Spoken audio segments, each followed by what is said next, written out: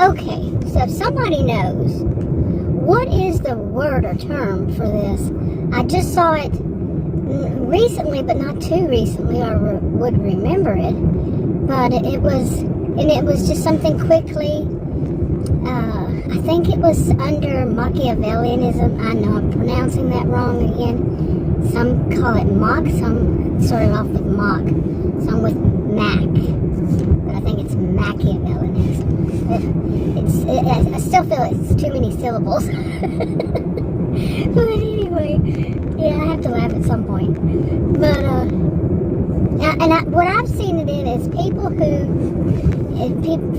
seen people do it that are, their behaviors, some of their behaviors could possibly, well, some of their behaviors are, you could see them in the DSM under personality disorders, cluster B, like, with histrionic personality disorder, histrionic, borderline, antisocial, and narcissistic personality disorders. I am not saying that they have the personality disorder. I don't diagnose, but what I am saying is their behaviors could be found, some of their behaviors could be found under these, I don't know what's going on, but my voice is going to go out again. I feel it. But anyway, you get the point. Now, the behavior, the way that they do it, and I see it more under people with strong histrionic, or some actually diagnosed with borderline personality disorder. I did not diagnose them. A qualified professional did, not just somebody who says they can. I'm qualified. But they, it's when they're asked a question. Now I want to go back on this a little bit first and say this. Years ago, what this might have fallen under some people would think this way, is that they are commitment phobic. Okay. That's what they call a lot of things, not just this kind of example. So, maybe I need to get on with what they do. Say, for example, you and your spouse or your significant other, you want to go out to eat, and you ask your significant other, you say, where would you like to go? Would you like, to get hamburgers today? And they would answer something like, hamburgers are often good for whatever day of the week it is, or, I'm just giving a dumb example, but, or hamburgers are, let's say it's for lunch, and they say hamburgers are often good for lunch. Okay, now you notice they are not saying yes or no. Okay, they're just coming up with something that, it makes me think of a fortune teller.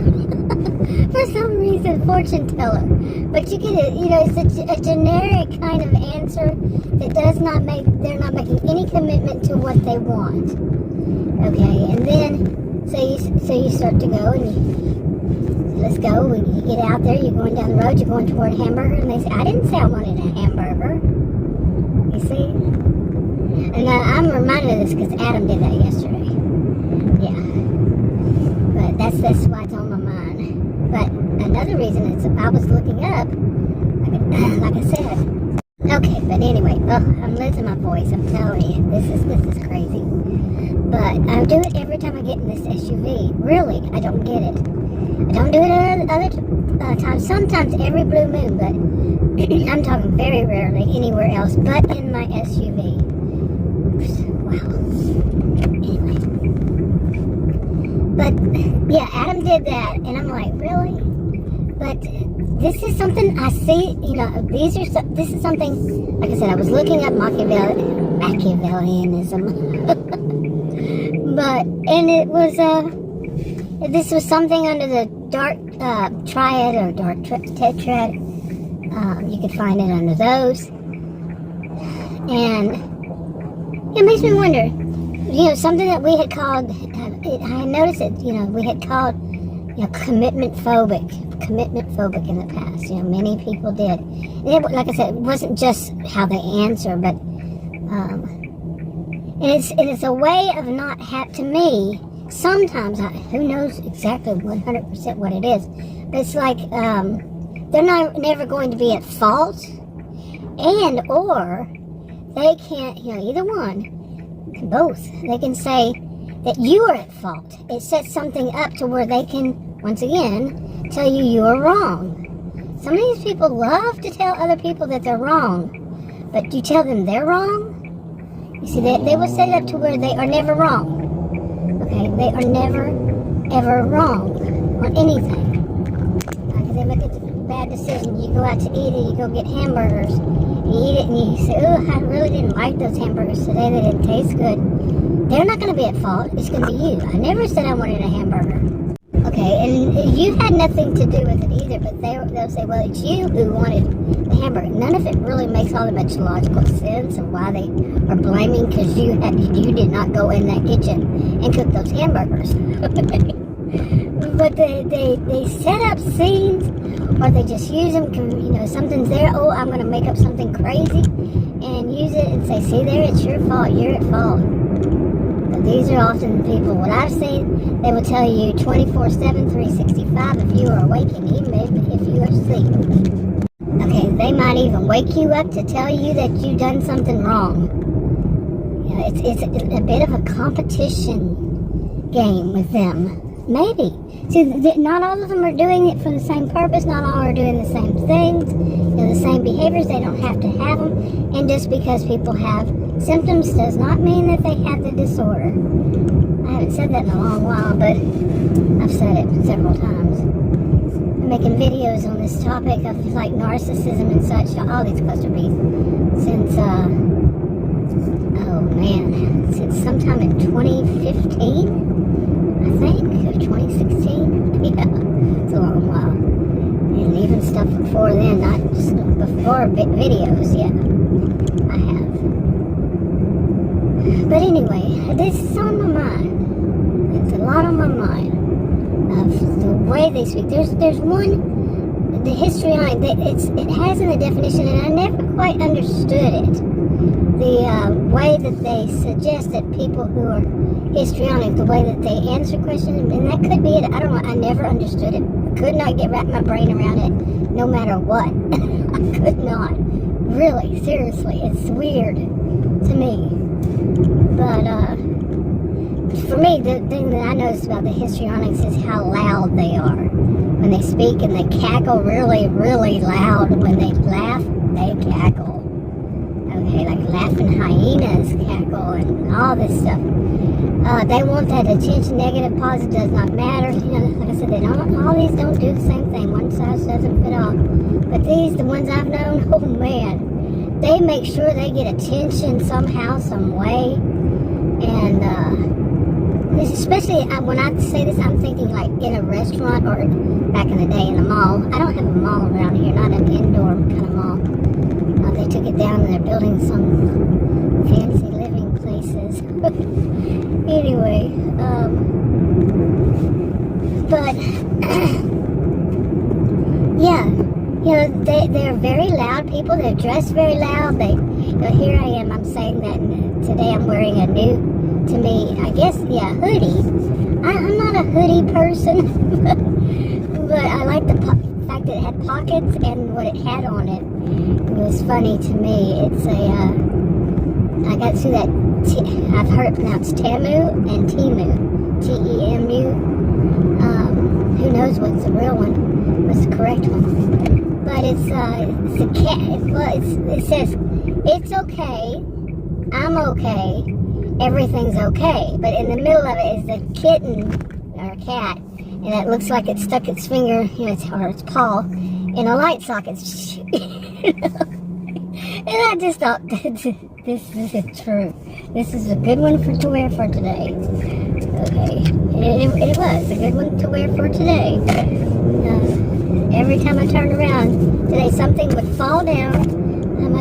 My touch is something. I hurt my finger, my pinky finger on my right hand yesterday. I was getting in my SUV, putting the key into the, to drive, and I turned to look at something.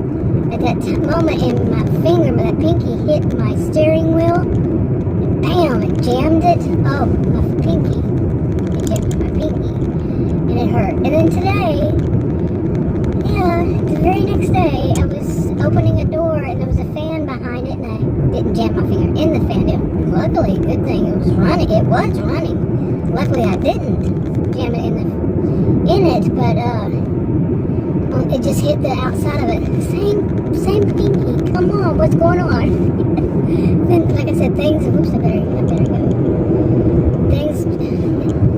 Things drop and watch me get a ticket for that. But no, I'm not gonna slow down that fast.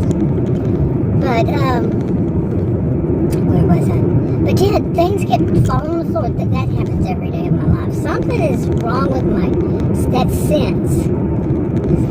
That's the only thing I can think, because I don't believe in something mystical or magical as making it fall on the ground or making.